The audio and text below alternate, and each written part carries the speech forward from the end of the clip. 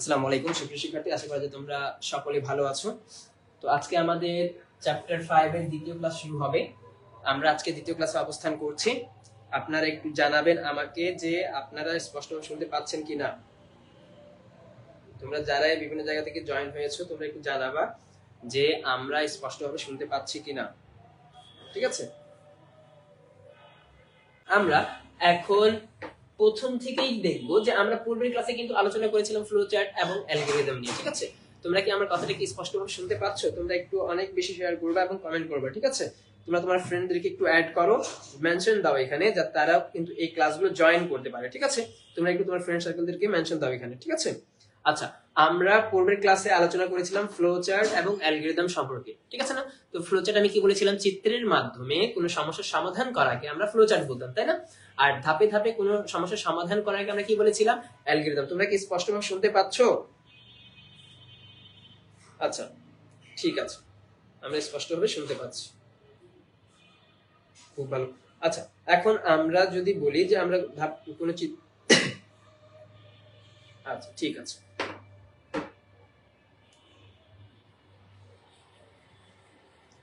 তো আমরা বলেছিলাম যে চিত্রের মাধ্যমে কোনো সমস্যা সমাধান করাকে ফ্লোচার্ট বলে। এবং তোমরা যারা পূর্বের ক্লাসে জয়েন করেছিল, অর্থাৎ আমাদের আগের ক্লাসে যারা ছিল, তারা একটু আমাকে জানাবা যে আমরা সেই ক্লাসে বলেছিলাম যে ফ্লোচার্ট কত প্রকার এবং কি কি বলেছিলাম, তাই না? তোমরা একটু আমাকে বলবা, যারা জয়েন করেছিল তারা বলবা আমাকে যে ফ্লোচার্ট কয় প্রকার বলেছিলাম এবং কি কি বলেছিলাম। ঠিক আছে না স্যার? আচ্ছা, কেমন আছে? হ্যাঁ, আলহামদুলিল্লাহ ভালো আছে স্যার। আমরা পূর্বের ক্লাসে বলেছিলাম ফ্লোচার্ট হচ্ছে দুই প্রকার, তাই না?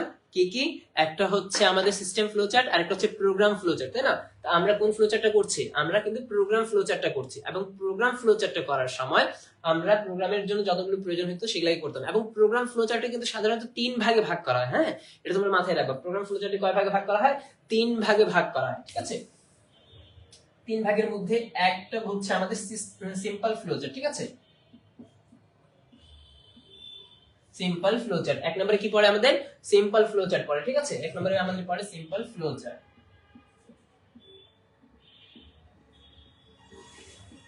আর 2 নম্বরে কি পড়ে আমাদের? কন্ডিশনাল। ঠিক আছে, 2 নম্বরে আমাদের কি পড়ে? কন্ডিশনাল ফ্লোচার্ট, অর্থাৎ যেখানে শর্ত দেওয়া থাকে। ঠিক আছে, আমরা যেমন সিদ্ধান্ত প্রতীক নিয়ে কাজ করেছিলাম, কিন্তু তোমরা হয়তো লক্ষ্য করে দেখবা আমরা পূর্বের ক্লাসে কোনো প্রকার কিন্তু সিদ্ধান্ত প্রতীকের কাজ করিনি, তাই না? তো আমরা পূর্বের ক্লাসে যেহেতু কোনো প্রকার সিদ্ধান্ত প্রতীকের কাজ করিনি, আজকে আমরা হয়তো সিদ্ধান্ত প্রতীকের বা এর পরের ক্লাসে কিন্তু আমরা সিদ্ধান্ত প্রতীকে যেতে পারি। তো আমরা প্রথমে দেখলাম যে সিম্পল ফ্লোচার্ট, তারপর আসবে আমাদের কন্ডিশনাল ফ্লোচার্ট। ঠিক আছে না?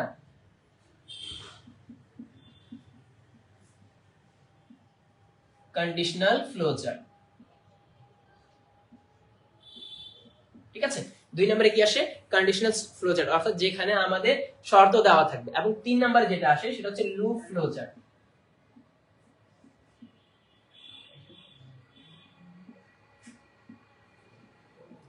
ঠিক আছে, তো আমাদের ফ্লোচার্ট কয় প্রকার আছে? ফ্লোচার্ট সাধারণত 2 প্রকারের মধ্যে পড়ে, একটা হচ্ছে প্রোগ্রাম ফ্লোচার্ট আর একটা হচ্ছে সিস্টেম ফ্লোচার্ট। ঠিক আছে না? আশা করা যায় তোমরা সকলে দেখতে পাচ্ছ। আচ্ছা, খুব ভালো।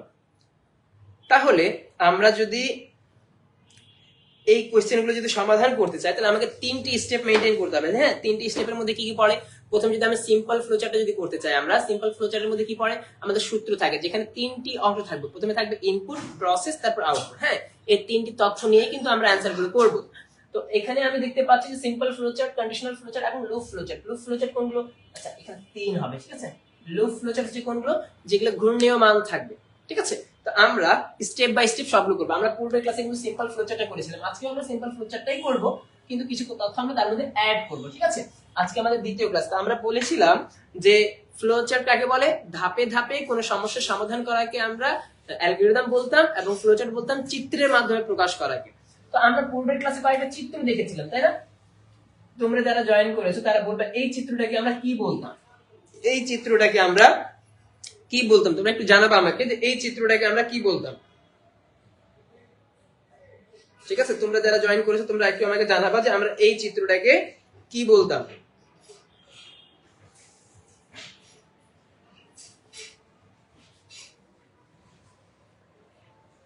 আচ্ছা,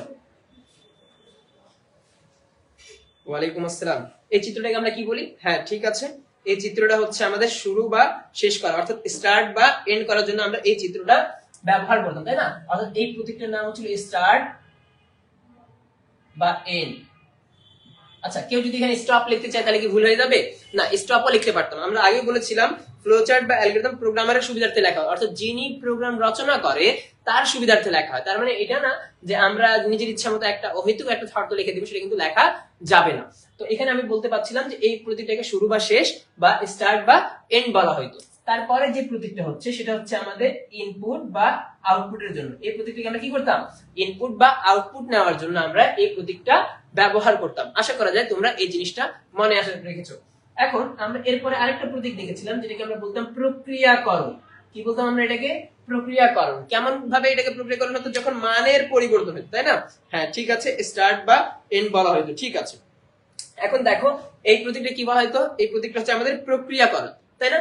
এই প্রতীকের মাধ্যমে আমরা কি করতাম? প্রক্রিয়া নির্ণয় করতাম। অর্থাৎ যখন মানের কোনো পরিবর্তন হবে, যোগ বিয়োগ গুণ ভাগ বা কোনো একটা শর্ত আমরা ক্যালকুলেশন করছি, সেই ক্ষেত্রে আমরা এই প্রতীকটা দিতাম, তাই না? তো এই তিনটে প্রতীক যদি তুমি মনে রাখতে পারো, তুমি নরমালি অনেকগুলো কাজ করতে পারবে। এরপরেও আমাদের তো একটা তথ্য ছিল, যেমন ছিল যে সিদ্ধান্ত প্রতীক, তাই না? সিদ্ধান্ত প্রতীক এরকম ছিল যে এইরকম দেওয়া ছিল। এই প্রতীকের কাজ কিন্তু এখনো আমরা আসেনি, হ্যাঁ, এটা কিন্তু কন্ডিশনাল ফ্লোচার্টের মধ্যে এটা কিন্তু আসবে। এরপরে যেটা প্রয়োজন পড়ে সেটা হচ্ছে আমাদের সংযোগ প্রতীক। সংযোগ প্রতীকের কাজ কি? বিভিন্ন জায়গা থেকে একত্রিত করা, এটা হচ্ছে আমাদের সংযোগ প্রতীকের কাজ, তাই না? তারপরে আমাদের কি ছিল স্যার? তারপরে ছিল আমাদের প্রবাহ দিক। তুমি কোন দিকে যাচ্ছ সেটা নির্ণয় করার জন্য আমরা প্রবাহ দিক ব্যবহার করতাম। আশা করা যায় তোমরা এতটুকু তথ্যটা আমরা সকলে বুঝতে পেরেছো। এটা কি আমরা সকলে, আমাদের কি এটা মনে আছে? আমাদেরকে আমরা কি সকলে এটা জানি? এটা আমরা কিন্তু পূর্বের ক্লাসে বলেছিলাম। যারা আমাদের পূর্বের ক্লাসটা কিন্তু দেখেনি তারা স্টেপ বাই স্টেপ সবগুলো ক্লাস যদি দেখো তোমরা সিকোয়েন্সে, কিন্তু আমাদের সম্পূর্ণ চ্যাপ্টার 5 অর্থাৎ আইসিটি বইয়ে যে ভয় আছে তোমাদের মাঝে, তোমরা কিন্তু এই ভয়টা থেকে বের হয়ে যেতে পারবা, ঠিক আছে? তোমাদের এই চিন্তার কোনো দরকার নেই, এবং আমরা সম্পূর্ণ তথ্যটা স্টেপ বাই স্টেপ করে শেষ করব, ঠিক আছে? তো আমরা এর পূর্বের ক্লাসে করেছিলাম যে দুটি সংখ্যার সমষ্টি করেছিলাম এবং করেছিলাম আয়তক্ষেত্র, সম্ভবত আমরা করেছিলাম, ঠিক আছে না? আজকে আমরা নতুন আরেকটি অঙ্ক করব যেখানে আমরা ত্রিভুজ করব, ঠিক আছে? ত্রিভুজের জন্য কি করতে হয় আমাদেরকে? আমরা পূর্বের ক্লাসে করেছিলাম যে আমরা ফ্লোচার্ট যখন করেছিলাম তখন শুরু করতাম, শেষ করতাম, পুরো স্টেপ বাই স্টেপ লিখতাম। আজকে আমরা আরেকটা অঙ্ক লিখবো, সেটা হচ্ছে ত্রিভুজ ক্ষেত্রের ক্ষেত্রফল, ঠিক আছে না? আমরা আজকে করব ত্রিভুজ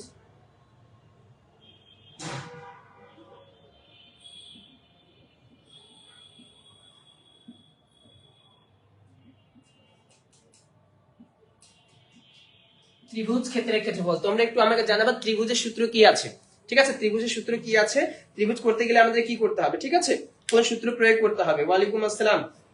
তোমরা যারাই জয়েন করেছো তারা একটু তোমরা শেয়ার করবা, ঠিক আছে? তোমাদের ফ্রেন্ডদের সাথে একটু কিন্তু তথ্যগুলো শেয়ার করবা, ঠিক আছে?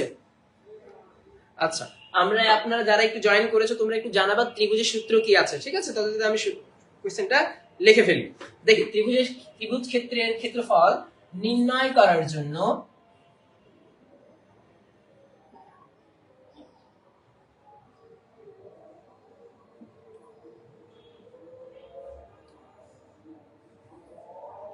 ফ্লোচার্ট ও অ্যালগরিদম, ঠিক আছে?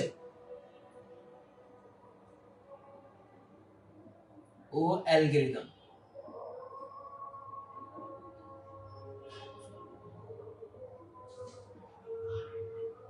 আচ্ছা, মাথায় রাখবা ফ্লোচার্ট আঁকতে বলে, অ্যালগরিদম লিখতে বলে, ঠিক আছে? পরীক্ষায় কিন্তু যে কোনো একটাই বলে। খুব রেয়ার কেস আছে যে তোমাদেরকে ফ্লোচার্ট এবং অ্যালগরিদম দুইটাই বলে। তোমরা কি সকলে কি আমাদের লেখাটা দেখতে পাচ্ছো? তোমরা একটু জানাবে তোমরা কি সকলে কি লেখাটা দেখতে পাচ্ছো এখানে? আচ্ছা, ঠিক আছে। তো আমরা ধরে নিচ্ছি যে তোমরা সকলে এই জিনিসটা বুঝতে পেরেছো, তাই না? ত্রিভুজের সূত্র কি ছিল তোমরা একটু আমাকে জানাবা। ত্রিভুজের সূত্র হচ্ছে, হ্যাঁ ঠিক আছে,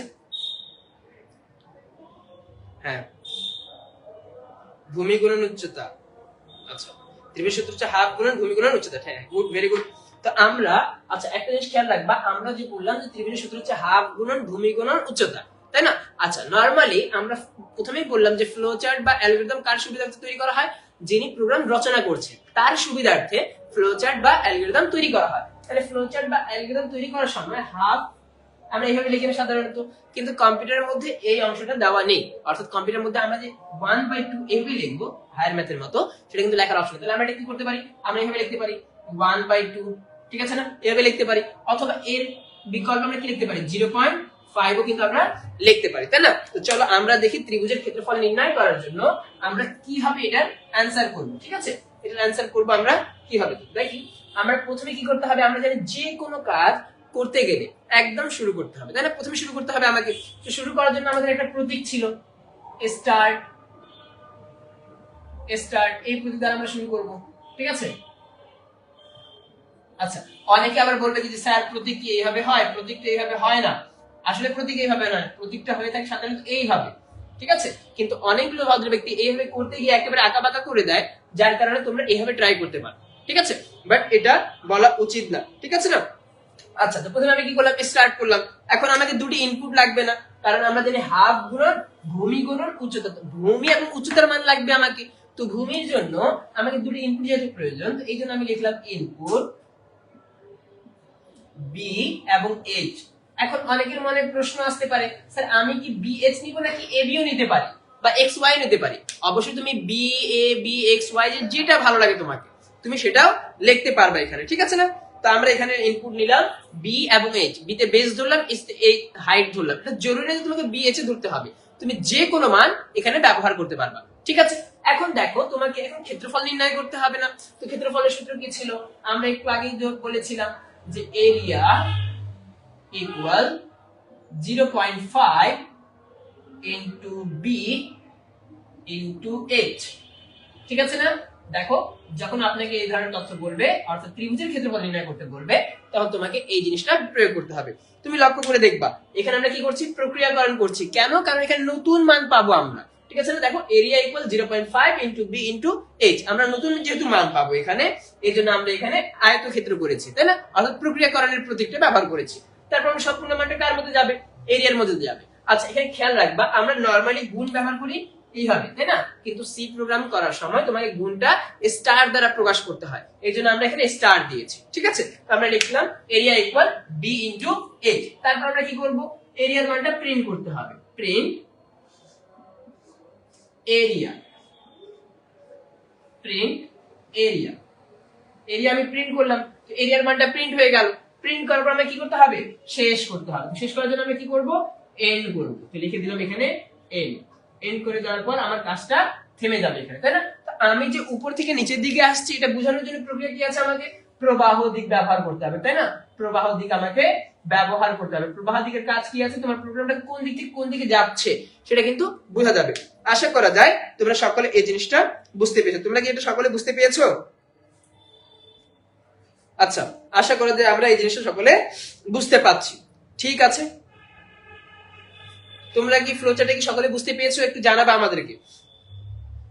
তোমরা যারা জয়েন করেছো বিভিন্ন জায়গা থেকে, তোমরা একটু শেয়ার করবে আমাদের ক্লাসটা। ঠিক আছে, তোমরা একটু তোমার ফ্রেন্ডদের সার্কেলের সাথে একটু শেয়ার করবা, যাতে তারাও এই ক্লাসটা দেখতে পারে। ঠিক আছে, আচ্ছা খুব ভালো। তো আমরা এখানে বললাম যে আমরা এখানে ত্রিভুজ ক্ষেত্রের ক্ষেত্রফল নির্ণয় করার জন্য আমরা কি করলাম, ফ্লোচার্ট করে ফেলেছি। এখন এটার জন্য যদি আমি অ্যালগরিদম করতে চাই, অ্যালগরিদম করার জন্য কি বলেছিলাম, ফ্লোচার্ট কেউ যদি ফ্লোচার্ট পারে সে কিন্তু আরামে একেবারে অ্যালগরিদম করতে পারবে, কোনো সমস্যা তার জন্য হবে না। কেন? কারণ অ্যালগরিদম হচ্ছে ধাপে ধাপে প্রকাশ করা, তাই না? তো আমি যদি এখানে লিখি ধাপ, ধাপকে আমরা বললাম স্টেপ 1, কি করব আমরা, স্টার্ট করব, স্টার্ট। স্টেপ 2 ইনপুট, তাই না? 2 নম্বর ধাপে কি প্রয়োজন, আমাকে ইনপুটের প্রয়োজন। তো ইনপুট কি ছিল, বি আর এইচ, এই দুটি আমার ইনপুট ছিল। 3 নম্বর ধাপে কি দরকার, আমাকে প্রক্রিয়াকরণ। তো আমি লিখলাম স্টেপ 3। স্টেপ 3 কি করব আমরা, এরিয়া, ক্ষেত্রফল যেহেতু নির্ণয় করব, area equal 0.5 into B into H. ক্ষেত্রফলের সূত্র আমি এখানে প্রয়োগ করলাম, অর্থাৎ চিত্রটা তুলে দিয়েছি, স্টেপটা লাগিয়ে দিয়েছি। তারপর আমরা কি করব, প্রিন্ট করব। Step 4 print area. এবং সর্বশেষ ধাপে কি আছে আমাদের, স্টেপ 5 এন্ড। দেখো এটা হচ্ছে আমাদের ফ্লো চার্ট, এটা হচ্ছে আমাদের অ্যালগরিদম। আশা করা যায় তোমরা সকলে এই জিনিসটা বুঝতে পেরেছো, তাই না? আমরা কি সকলে কি এটা বুঝতে পেরেছি? একটু যারা বিভিন্ন জায়গা থেকে জয়েন করেছো তারা একটু জানাবা আমরা কি সকলে কি এই জিনিসটা বুঝতে পেরেছি? খুব ভালো, হ্যাঁ ঠিক আছে। আচ্ছা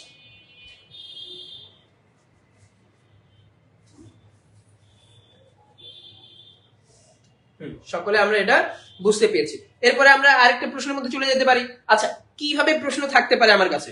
প্রশ্ন বিভিন্ন ভাবে করতে পারে, ঠিক আছে। মনে করো তোমার কাছে একটা উদ্দীপক দেওয়া আছে, উদ্দীপক এরকম করে উল্লেখ করে দিয়েছে, ঠিক আছে। তোমাকে বললো যে উদ্দীপকের ক্ষেত্রফল নির্ণয় করার জন্য ফ্লো চার্ট বা অ্যালগরিদম করো, বা সি প্রোগ্রামে বলতে পারে। আমরা এখন সি প্রোগ্রামে যাইনি, এজন্য আমরা এখন সি প্রোগ্রাম করছি না, ঠিক আছে না। তো আমরা আচ্ছা আমরা যেহেতু ফ্লোচার্ট শুধুমাত্র করছি, ফ্লোচার্ট এবং অ্যালগরিদম করছি, এবং পরবর্তীতে ফ্লোচার্ট অ্যালগরিদম শেষ করার পর আমরা কিন্তু সি প্রোগ্রামের দিকে আসবো, ঠিক আছে। তো সি প্রোগ্রামটা সম্পূর্ণটা আমরা একসঙ্গে আলোচনা করব, চিন্তা করার কোনো দরকার নেই তোমাদেরকে। তো আমরা ধরে নেই যে আমরা সকলে এটা বুঝতে পাচ্ছি, ঠিক আছে। আচ্ছা না, এর আগে আমরা সি প্রোগ্রামে কোনো ক্লাস নেইনি, আমরা এই অর্ধ ধারাবাহিক ভাবে যাব। আমরা সম্পূর্ণ ফ্লোচার্ট অ্যালগরিদম এবং সি প্রোগ্রাম সম্পূর্ণটাই কমপ্লিট করব, ঠিক আছে। তো আমরা এখানে ফ্লোচার্টটা কমপ্লিট করে ফেলেছি এটা।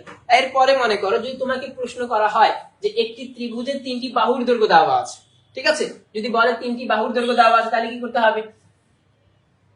একটি আমরা এটা তাহলে বুঝে গেছি, এটা আমরা বুঝতে পারছি, এটা আমরা মুছে দিলাম। আমরা এখন নতুন প্রশ্নের দিকে যাব। নতুন প্রশ্নের মধ্যে যে আমাদের মনে করো একটা প্রশ্ন করছে একটি ত্রিভুজের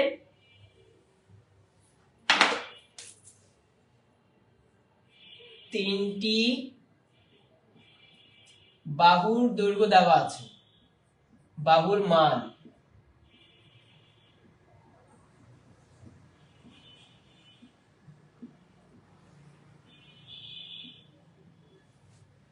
যদি বাহুর মান দেওয়া থাকে, ঠিক আছে, এটা মাথায় রাখবেন, যদি বাহুর মান দেওয়া থাকে ত্রিভুজের ক্ষেত্রে, তখন তোমার প্রশ্ন কি হয়? তোমার প্রশ্নটা হবে কিছুটা এরকম করে। মনে করো তোমার উদ্দীপকে এরকম করে উল্লেখ করে দিয়েছে একটি ত্রিভুজের তিনটি বাহুর মান দেওয়া আছে, ত্রিভুজটির ক্ষেত্রফল, ঠিক আছে না। লিখেই দিই এখানে ত্রিভুজটির ক্ষেত্রফল।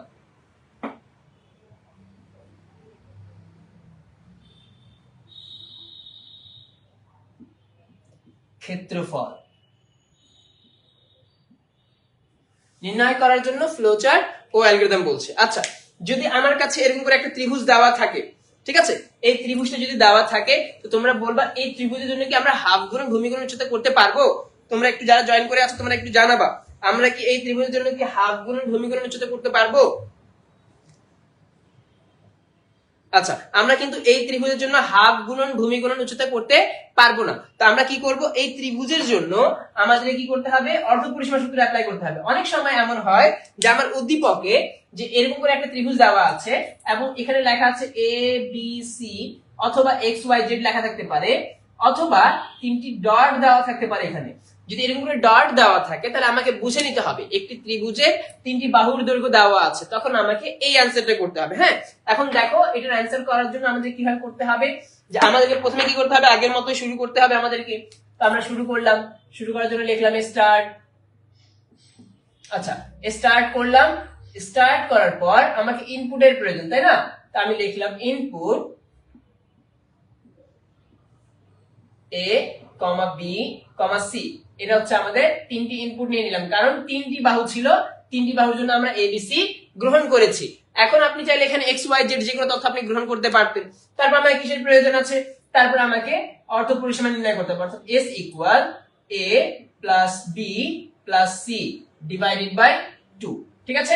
এটা এখানে কিন্তু মানের পরিবর্তন ঘটছে, তাহলে এখানে আমরা কিন্তু প্রক্রিয়াকরণ করব, ঠিক আছে। আশা করা যায় আমরা সকলে এই জিনিসটা বুঝতে পেরেছি।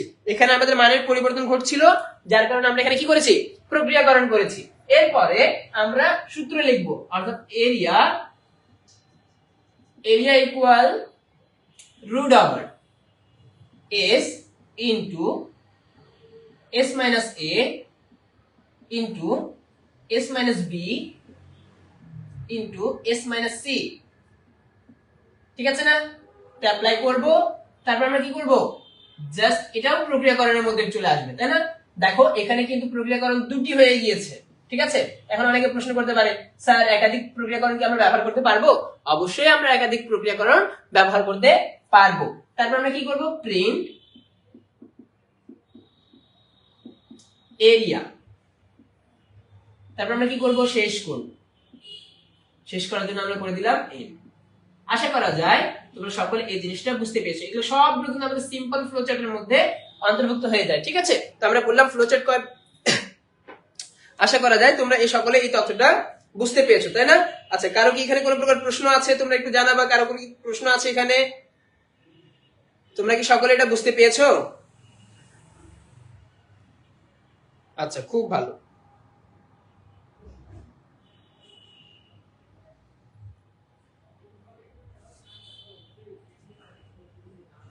আমরা সকলে এটা বুঝতে পেরেছি। আচ্ছা, এখন কেউ যদি এর অ্যালগরিদম করতে চায়, অ্যালগরিদম করতে গেলে কি করতে হবে? ধাপে ধাপে লিখতে হবে, তাই না? তো আমি প্রথমে লিখে দেই step 1 star, step 2 input. Input কি প্রয়োজন দেখো তো, এখানে ইনপুট কি দিয়েছিলাম? A B C. তাহলে আমি এখানে লিখে দিলাম এ কমা বি কমা সি। তারপরে আমরা লিখবো স্টেপ 3। স্টেপ 3 তে কি থাকবে? স্টেপ 3 তে আসবে s equal a plus B plus C divided by কত? 2। আচ্ছা, এখানে আমরা 2 দিচ্ছি, এটা খেয়াল রাখবেন, এটা কিন্তু সূত্র আছে, হ্যাঁ। আপনাকে কিন্তু চাইলেও কিন্তু এটা চেঞ্জ করতে পারবেন না, অর্থাৎ কেউ এখানে 3 দিতে পারবে না। 3 দিলে কিন্তু গড় হয়ে যাবে। আমরা যেটা পূর্বের ক্লাসে করেছিলাম যে সংখ্যাগুলো সমষ্টি ভাগ পদ সংখ্যা, এখানে কিন্তু আমরা ত্রিভুজ করছি, ঠিক আছে। তো এখানে আপনারা এই জিনিসটা করতে পারবেন না। আচ্ছা, একজন এখানে প্রশ্ন করছে সি প্রোগ্রাম করার, এটা অবশ্যই সি প্রোগ্রামও আমরা করব, চিন্তার কোনো বিষয় নেই। আমরা স্টেপ বাই স্টেপ যাচ্ছি। আমরা প্রথমে ফ্লোচার্ট নিয়ে আলোচনা করে নেই, তারপর আমরা অ্যালগরিদম ফ্লোচার্ট অ্যালগরিদম করে নিব, তারপর আমরা কিন্তু সি প্রোগ্রাম নিয়ে আলোচনা করব। চিন্তার কোনো বিষয় নেই, আমরা সম্পূর্ণ তথ্য কিন্তু আমরা করব এখানে, হ্যাঁ। তো এখানে আমরা দেখতে পাচ্ছি যে স্টেপ 3 তে আমরা করলাম যে s equal a plus b plus c divided by 2 দিয়ে দিলাম। তারপর আমরা এখানে স্টেপ 4 এ এরিয়া ইকুয়াল ক্ষেত্রফলকে কিন্তু আমরা এখানে এরিয়া হিসেবে ধরছি, বাট জরুরি না যে এরিয়া ধরতে হবে তোমাকে, ঠিক আছে। তো area root over s into s minus a into s minus b into s minus c, ঠিক আছে। তারপর আমরা কি করব? তারপর আমরা লিখব স্টেপ 5। স্টেপ 5 এ কি হবে? Print area. এবং স্টেপ 6 এ এন্ড হয়ে যাবে। আশা করা যায় তোমরা সকলে এই জিনিসটা বুঝতে পেরেছো। আচ্ছা, এখানে একটা তথ্য তোমরা নোট করে রাখবা অবশ্যই। আচ্ছা, এখানে একটা তথ্য নোট করে রাখবা, আমরা যেখানে রুট ওভার ব্যবহার করেছি, এই রুট ওভারকে আমরা সি প্রোগ্রামের ক্ষেত্রে এস কিউ আর টি হিসেবে লিখে থাকি, ঠিক আছে। তো অর্থাৎ যদি প্রশ্ন করা হয় সি প্রোগ্রামে কি আমরা রুট ওভার ব্যবহার করতে পারবো? না, সি প্রোগ্রামে আমরা রুট ওভার ব্যবহার করতে পারবো না। সেখানে আমরা রুট ওভার কি লিখবো? এস কিউ আর টি, ঠিক আছে। এটা আমরা কিন্তু নোট করে রাখবো। সি প্রোগ্রামে আমরা রুট ওভার কি বলবো? এস কিউ আর টি বলবো। আশা করা যায় তোমরা সকলে এই জিনিসটা বুঝতে পেরেছো। তোমরা কি সবাই এটা কি বুঝতে পেরেছো তোমরা সকলে এটা? কারো কোনো প্রকার প্রশ্ন স্যার এখানে? তোমরা যারা বিভিন্ন জায়গা থেকে জয়েন করেছো তোমরা একটু শেয়ার করবে আমাদের ক্লাসটি।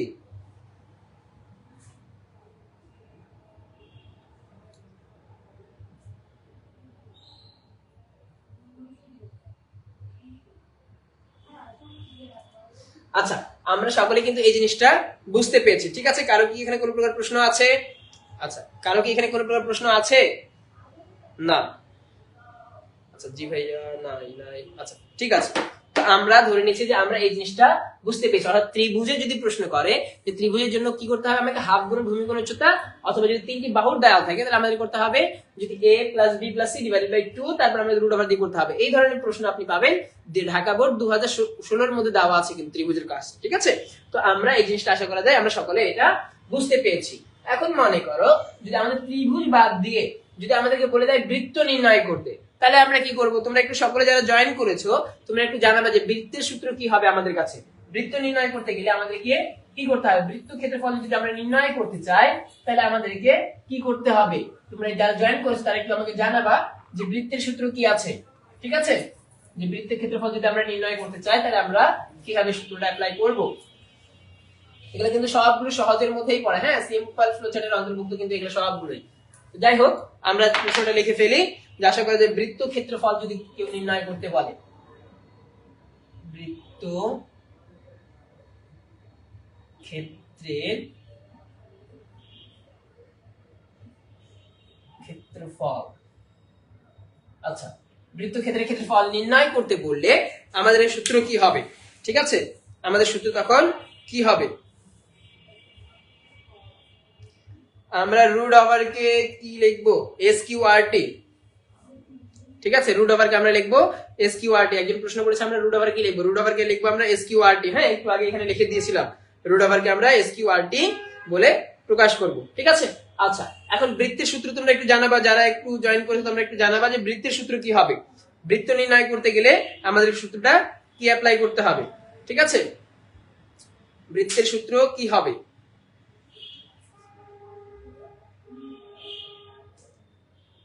আচ্ছা,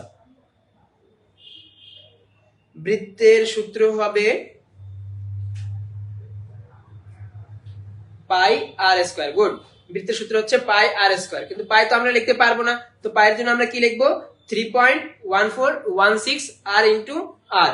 ঠিক আছে, আমরা বৃত্তের মান এখানে অর্থাৎ পাইয়ের মানটা এখানে আমরা কিন্তু উল্লেখ করব। ঠিক আছে, দেখি আমরা বৃত্তের জন্য কিভাবে অ্যানসারটা করব। তো বৃত্তের সূত্র হচ্ছে আমাদের পাই আর স্কয়ার। তো প্রথমে আমি কি করব? স্টার্ট, যেহেতু পাই একটা প্রতীক তো আমরা পাই ব্যবহার করতে পারবো না, এখানে কি করব? আমরা পাইয়ের মানটা লিখে দিব। ঠিক আছে না? তো আমি লিখলাম স্টার্ট। স্টার্ট লেখার পর আমাদেরকে ইনপুটের দরকার। ইনপুট বৃত্তের জন্য কি হবে? পাই আর স্কয়ার, তাই না? আচ্ছা, তোমরা একটা জিনিস লক্ষ্য করবা যে আমরা যদি 2 স্কয়ার তাহলে অ্যানসার কত হবে? 4, তাই না? আর কেউ যদি লেখে 2 ইনটু 2 তাহলে অ্যানসার কত আসবে? তাহলে কিন্তু 4 এই আসবে। তাহলে উভয় ক্ষেত্রে কিন্তু অ্যানসার 4 আসছে না আমাদের। তাহলে আমরা এই জিনিসটা যেহেতু স্কয়ার আছে, আমরা স্কয়ার এইভাবে করে লিখতে পারি না, তো আমরা কি করব? আমরা আর ইনটু আর লিখলে আমাদের স্কয়ার রুট ওভার মানে স্কয়ারের মানটা চলে আসবে এখানে। ঠিক আছে না? আমি প্রথমে কি করলাম? স্টার্ট করলাম। স্টার্ট করার পর আমরা এখানে ইনপুট লিখবো। ইনপুট আমাদের আর, তাই না? আর দিয়ে আমরা মানটা গ্রহণ করব। গ্রহণ করার পর আমাদেরকে ক্ষেত্রফলের সূত্র লিখতে হবে। লিখলাম এরিয়া ইকুয়াল 3.1416 আর ইনটু আর। তাহলে দেখো এখানে কিন্তু আমরা ক্ষেত্রফল নির্ণয় করার সূত্রটা অ্যাপ্লাই করে দিয়েছি, তাই না? জাস্ট সূত্রটা যদি কারো মুখস্থ থাকে সে কিন্তু খুব সহজে এটা করতে পারবে। এখন দেখো, তারপর প্রিন্ট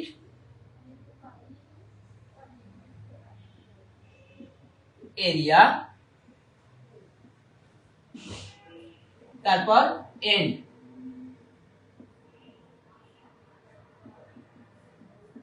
ঠিক আছে, এটা হচ্ছে আমাদের বৃত্তের ক্ষেত্রফল। আশা করা যায় তোমরা এই জিনিসটা বুঝতে পেরেছো। ঠিক আছে, এখন কেউ যদি এর অ্যালগরিদম লিখতে চায়, তো অ্যালগরিদম কি করবো? আমরা অ্যালগরিদম লেখার জন্য আমরা একদম সহজ আগের মতোই step 1 start, step 2 input R, step 3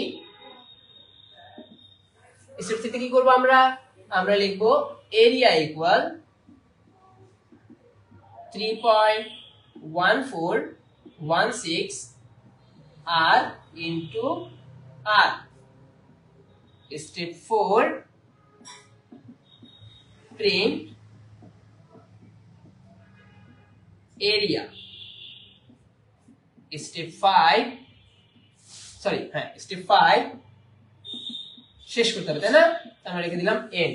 আশা করা যায় তোমরা সকলে এই জিনিসটা বুঝতে পেরেছো, তাই না? তোমরা সকলে এই জিনিসটা বুঝতে পেরেছো। তোমরা কি বৃত্তের কাজটা কি সকলে বুঝতে পেরেছো?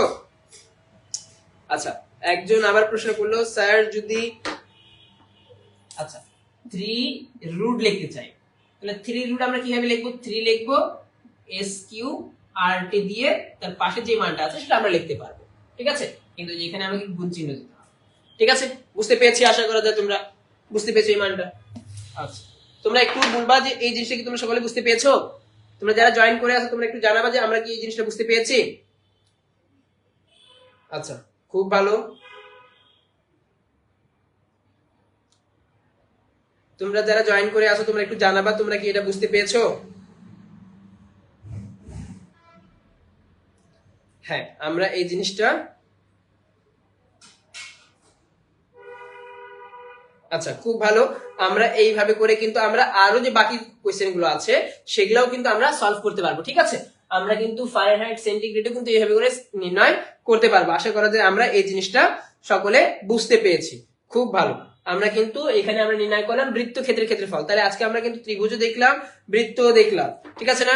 এখন মনে করো তোমার কাছে যদি ফারেনহাইটের মান দেওয়া থাকে এবং তোমাকে সেন্টিগ্রেডে বা সেলসিয়াসে নির্ণয় করতে বলছে, ঠিক আছে? তাহলে আমরা কি করব? এই জিনিসটাকে আমরা সকলে বুঝতে পেরেছি। তাহলে আমরা এই জিনিসটা ধরে নেই যে আমরা এটা বুঝতে পেরেছি, আমরা এটা মুছে দেই, ঠিক আছে? এখন আমরা চলে যাব ফারেনহাইট এবং সেন্টিগ্রেডে কিভাবে আমরা সেলসিয়াসে আমরা নির্ণয় করব, ঠিক আছে? তো আমাদের কাছে যদি ফারেনহাইটের মান দেওয়া থাকে, মাথায় রাখবা যার মান দেওয়া থাকে, তো আমরা এখানে লিখে দেই ফারেনহাইট এর মান দেওয়া আছে,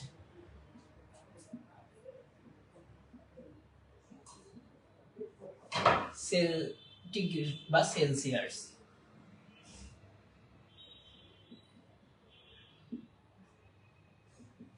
সেলসিয়াস নির্ণয় করার জন্য ফ্লোচার্ট ও অ্যালগরিদম। এখন দেখো এটাও কিন্তু আগের মতো একদম সহজ আছে। তোমরা কি সকলে এটা বুঝতে পেরেছো? এটার সূত্র কি হবে? ফারেনহাইট আর সেন্টিগ্রেডের সূত্র কি হবে? দেখো ফারেনহাইট নির্ণয় করার জন্য আমাদেরকে সূত্রটা মনে রাখতে হবে। সূত্রটা একদম সহজ আছে। প্রথমে আমরা স্টার্ট করব, ঠিক আছে? স্টার্ট করলাম। স্টার্ট করার পর আমরা ইনপুটের প্রয়োজন হবে, তো আমরা ইনপুট নিব। ইনপুট নিলাম, যার মান দেওয়া আছে, কার মান দেওয়া আছে? এখানে ফারেনহাইটের মান দেওয়া আছে, আমাদের ইনপুট হয়ে গেল এফ, ঠিক আছে? যার মান দেওয়া থাকবে সেটা কি হবে? আমাদের ইনপুট। এখন আমাকে সূত্র লিখতে হবে। কার সূত্র লিখতে হবে? সেন্টিগ্রেডের সূত্র লিখতে হবে। C equal F minus 32 into 5 divided by 9। এই সূত্রটা কিন্তু তোমাকে মুখস্থ রাখতে হবে। মুখস্থ ছাড়া কিন্তু এই সূত্রের কোনো চিকিৎসা নেই, ঠিক আছে? এই সূত্র তোমাকে মুখস্থ রাখতে হবে। তারপর আমরা প্রিন্ট সি করব, অর্থাৎ সেন্টিগ্রেডের মানটা আমরা প্রিন্ট করলাম। তারপর আমরা কি করব? এন্ড করব। আশা করা যায় তোমরা এই জিনিসটা সকলে বুঝতে পেরেছো, তাই না? যার মান দেওয়া থাকবে সেটা ইনপুট হবে এবং যেটা আমরা নির্ণয় করব সেটা কি হবে? আমাদের আউটপুট হবে। এটা হচ্ছে আমাদের সিম্পল ফ্লোচার্টের অন্তর্ভুক্ত, ঠিক আছে? আমরা কিন্তু এটা সিম্পল ফ্লোচার্ট করছি। তোমরা কিন্তু জানো এই জিনিসটা কিন্তু সিম্পল, অর্থাৎ সূত্র দিলেই কিন্তু আমাদের অ্যানসারটা হয়ে যাবে। এই ধরনের ফ্লোচার্টটাকে আমরা সিম্পল ফ্লোচার্ট বলে থাকি। আশা করি তোমরা এই জিনিসটা সকলে বুঝতে পেরেছো, ঠিক আছে? এখন আমরা যদি এটার অ্যালগরিদম, আশা করি তোমরা পারবে। এটার অ্যালগরিদম কিন্তু আমি আর করব, এটার অ্যালগরিদম কিন্তু আমি আর করছি না, ঠিক আছে? আমরা এরপরে চলে যাই যে সেন্টিগ্রেডের মান যদি দেওয়া থাকে, এখানে আমরা কি মান দেওয়া ছিল? ফারেনহাইটের মান দেওয়া ছিল, আর সেলসিয়াস আমরা নির্ণয় করেছি। তো আমরা যদি এটাকে চেঞ্জ করে দেই, অর্থাৎ ফারেনহাইটের জায়গায় যদি আমরা সেন্টিগ্রেড লিখে দেই এবং সেন্টিগ্রেডের জায়গায় যদি আমরা ফারেনহাইট লিখে দেই, তাহলে আমাদের অ্যানসারটা কিভাবে হবে? হ্যাঁ, তো আমরা এখানে একটু চেঞ্জ করি। এখানে প্রশ্ন করলাম যে সেলসিয়াস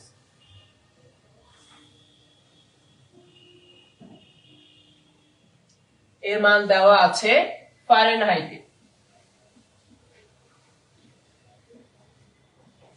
আচ্ছা, ফারেনহাইটে নির্ণয় করার জন্য ফ্লোচার্ট ও অ্যালগরিদম আমরা লিখবো, ঠিক আছে? তো আপনারা দেখতে পাচ্ছেন যে এখানে আমরা এর পূর্বেটা করেছিলাম। এখানে কার মান দেওয়া আছে? সেলসিয়াস এর মান দেওয়া আছে। আমাদের ইনপুট কি হয়ে যাবে? আমাদের ইনপুট কিন্তু এবার সি হয়ে যাবে। যার মান দেওয়া আছে সেটা আমাদের ইনপুট হয়ে গেল। আর আমরা এবার তার সূত্রটা অ্যাপ্লাই করব, তাই না? এখানে যদি আমরা এর সূত্রটা যদি লিখতে চাই, তোমরা লক্ষ্য করে দেখবা, যদি আমরা এর সূত্রটা যদি লিখি তো কি হবে? F equal 9 into C divided by 5 plus 32। আর তাহলে আমার এখানে প্রিন্ট কি হবে? প্রিন্ট F হয়ে যাবে, অর্থাৎ F এর মানটা এবার আমাকে প্রিন্ট করতে হবে। আশা করা যায় তোমরা সকলে এই জিনিসটা বুঝতে পেরেছো। এখন যদি আমি এটার অ্যালগরিদম লিখতে চাই, এর আগে কিন্তু অ্যালগরিদম লিখিনি, হ্যাঁ? তোমরা জাস্ট একই ভাবে করে স্টেপ বাই স্টেপ করে লিখতে পারবা। কি হবে? যে step 1 start, step 2 input. Input কি নিব? আমরা সি নিব, কারণ সেন্টিগ্রেডের মান বা সেলসিয়াস এর মান দেওয়া ছিল। যার মান দেওয়া আছে সেটা হবে আমাদের ইনপুট। তারপর আমরা লিখব স্টেপ 3। স্টেপ 3 দিয়ে আমরা কি লিখব? F equal 9 into C divided by 5 plus 32। তারপর আমরা লিখব স্টেপ 4 প্রিন্ট এফ, এবং সর্বশেষে কি করব আমরা স্টেপ 5 আমরা শেষ করব, অর্থাৎ এন্ড করব। আশা করা যায় তোমরা সকলে এই জিনিসটা বুঝতে পেরেছো। আমরা কিন্তু এখানে স্টেপ বাই স্টেপ করে সম্পূর্ণ তথ্যটা বুঝতে পেরেছি এটা। ঠিক আছে, এখানে কি কারো কোনো প্রশ্ন আছে স্যার? আপনাদের মধ্যে যারাই আছেন একটু জানাবেন যে আমাদের কি কোনো প্রকার এখানে কোনো প্রশ্ন রয়েছে। তোমরা কি সকলে এটা বুঝতে পেরেছো? আচ্ছা, খুব ভালো, আমরা এই জিনিসটা বুঝতে পেরেছি। ক্লিয়ার? আচ্ছা, আমরা কিন্তু আজকের ক্লাসটা এতটুকুর মধ্যেই রাখবো, এবং পরবর্তী ক্লাসে আমরা হয়তো কন্ডিশনাল ফ্লোচার্ট গুলো করবো। এর আগে আমরা যে দুটি ক্লাস নিয়েছি, এই দুটি ক্লাসে যতগুলো ফ্লোচার্ট করা হয়েছে সবগুলো কিন্তু সিম্পল ফ্লোচার্ট আছে। ঠিক আছে, এর পরবর্তী ক্লাস যেগুলো হবে সেগুলো কিন্তু কন্ডিশনাল ফ্লোচার্টও আসবে, এবং এখানে কিন্তু আমরা বোর্ড কোশ্চেনটাও করবো। ঠিক আছে, আমাদের ক্লাস কিন্তু হবে শনি সোম বুধ সন্ধ্যা 7টার দিকে, প্রতিদিন লাইভ ক্লাসটা হবে এবং ফ্রির মাধ্যমে সম্পূর্ণ ক্লাসটা করে দেওয়া হবে তোমাদেরকে। ঠিক আছে, তোমরা যারা আমাদের ক্লাসটা অফলাইনে করতে পারছো না, তোমরা অনলাইনের মাধ্যমে নিজের সিলেবাসটা সম্পূর্ণ গুছিয়ে নিতে পারবা। কোনো প্রকার ডিফারেন্স তোমরা অনলাইন এবং অফলাইনের মধ্যে পাবা না। ঠিক আছে, তো তোমাদেরকে চিন্তার কোনো বিষয় নেই, আমরা সম্পূর্ণ প্রস্তুতিটা 100% নিয়ে বোর্ড পরীক্ষায় যাবো। ঠিক আছে, বোর্ড পরীক্ষা যেহেতু পরীক্ষাটা আরেকটু পিছিয়ে, আবার একটু খেলা চলছে সেখানে, তো সেটা নিয়ে কোনো কিছু চিন্তার বিষয় নেই। আমরা আমাদের পড়ালেখাটা সম্পূর্ণ গুছিয়ে রাখবো, যাতে চ্যাপ্টার 5 থেকে আমরা বোর্ডের দুটি সৃজনশীল সম্পূর্ণভাবে অ্যান্সার করতে পারি। ঠিক আছে, চ্যাপ্টার 5 এ একটা এমন অধ্যায় যেখান থেকে দুটি সৃজনশীল হবে, এবং 3.1 সংখ্যা পদ্ধতি থেকে একটি, এবং 3.2 লজিক গেট থেকে একটি, অর্থাৎ টোটাল 4টি সৃজনশীল তুমি এই দুটি অধ্যায় থেকে করতে পারবা। তাহলে তোমাকে উচিত, স্যার এই অ্যালগরিদম বাংলায় লিখবেন, এটার অ্যালগরিদম বাংলায় লিখবো। হ্যাঁ, অবশ্যই তোমরা বাংলায়ও লিখতে পারবে, কোনো সমস্যা নেই। আমরা যদি বাংলায় লিখি তাহলে এখানে আমি এটাকে মুছে দিব, যে বাংলায় লেখার জন্য আমরা এটা যদি বাংলায় লিখতে চাই তাহলে আমাকে কি করতে হবে? আচ্ছা, আমি বাংলায় এটা লিখে দেখাই। ঠিক আছে, আমরা যদি এটা বাংলায় লিখি তো আমাকে লিখতে হবে ধাপ 1 শুরু করি।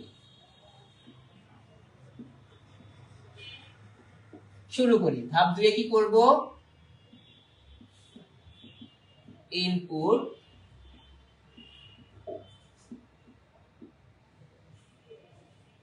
সি এর মান গ্রহণ করি,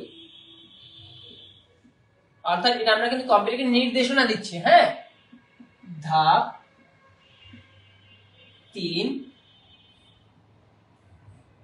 f equal 9 into c divided by 5 plus 32 নির্ণয় করি।